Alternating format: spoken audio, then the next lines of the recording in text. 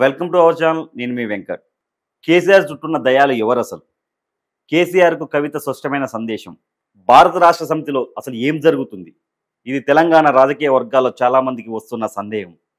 కానీ ఇది కుటుంబ కథా చిత్రం. అసలేం జరుగుతుందో కల్వకుంట్ల ఫ్యామిలీలోని ముఖ్యులకు తప్ప ఎవరికీ తెలియదు. కానీ కవిత మాటల్ని బట్టి అర్థం చేసుకుంటే కొంతమందిని దూరం పెట్టకపోతే చీలిక వస్తుందని నేరుగా డాడీ కేసీఆర్కు కవిత సందేశం పంపారు.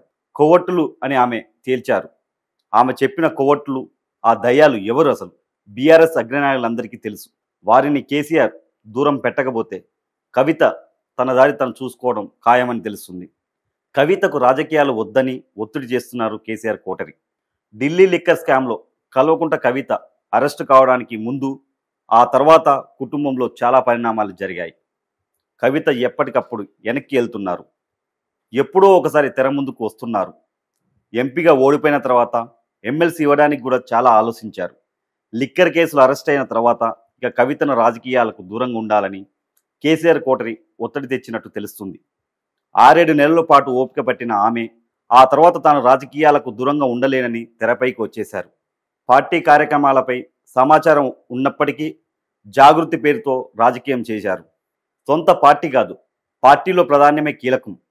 కవిత సొంత పార్టీ పెట్టుకోవాలనుకోవడం లేదు.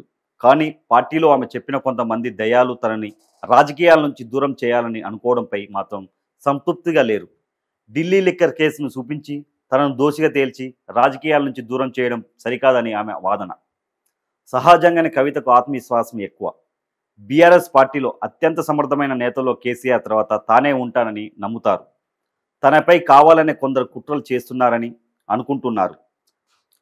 తనకు పార్టీలో తన స్థాయికి తగ్గట్టు ప్రాధాన్యత దక్కితే, తాను చెప్పిన కోట్లను దూరం పెడితే అంతా సద్దుమణిగిపోతుందని, లేకపోతే పరిణామాలు తెలంగాణ జాగృతి పార్టీ వరకు వెళ్తాయనే సంకేతాలు ఇచ్చారు. ఎయిర్పోర్ట్ వద్ద చోటు చేసుకున్న పరిణామాలే దీనికి సాక్ష్యం. కేసీఆర్ ఏం చేయబోతున్నారు? కుమార్తె లేక బయటకు రావడం వెనుక కేసీఆర్ ఏమనుకుంటున్నారన్నది ఇంకా బయటకు తెలియదు. కానీ ఆయన సీరియస్గా తీసుకోకుండా ఉండలేరు. ఆ లేఖని కవిత లీక్ చేసి ఉంటారని మొదట అనుకున్నారు అందరూ. కానీ ఆ లేఖ కేసీఆర్ ఫామ్ హౌస్ నుంచే లీక్ అయిందని ఆమె అంటున్నారు. అక్కడ ఉన్న వారిలో దయ్యాలు ఎవరన్నది కేసీఆర్కు బాగా తెలుసని, జోగునపల్లి సంతోష, కుమారు కేటీఆరా, లేక కేసీఆర్ బాగా నమ్మే ఏంల ప్రశాంత్ రెడ్డి అన్నది వారికి తెలియాలి. ఇప్పుడు కేసీఆర్ ఏం చేయబోతున్నారన్నదే కీలకం. కవితని రాజకీయాలకు దూరంగా ఉండటం సాధ్యం కాదని తేలిపోయింది. ఇలాంటి సమయంలో ఆయన కవిత చెప్పే దయాలను దూరం పెట్టి కుమార్తెకి ప్రాధాన్యం ఇస్తారా? కవిత తన సొంత పార్టీ పెట్టుకొని నిరూపించుకుంటే చూసి సంతోషపడాలనుకుంటారా అన్నది తేలాల్సింది. ఎలా చూసినా బీఆర్ఎస్లో కవిత ఎపిసోడ్ మాత్రం కీలక మలుపులు ఆ తర్వాతే క్లైమాక్స్కి చేరుకోనుంది. అప్పటి వరకు అనేక రకరకాల మలుపులు చోటు చేసుకుంటున్నాయి. చూద్దాం అసలు ఏం జరుగుద్ది అనేది. మరి కేసీఆర్ చుట్టూ ఉన్న దయాలు ఎవరు, ఇక ఏంటనేది, మరి ఆ కొవ్వొట్లు ఎవరు అనేది దీనిపై తేలుద్ది. ఇంకో 2-3 రోజుల్లో మరి ఎపిసోడ్ నడిచేటట్టుంది. ఇలాగే చూద్దాం ఏం జరుగుతుందో.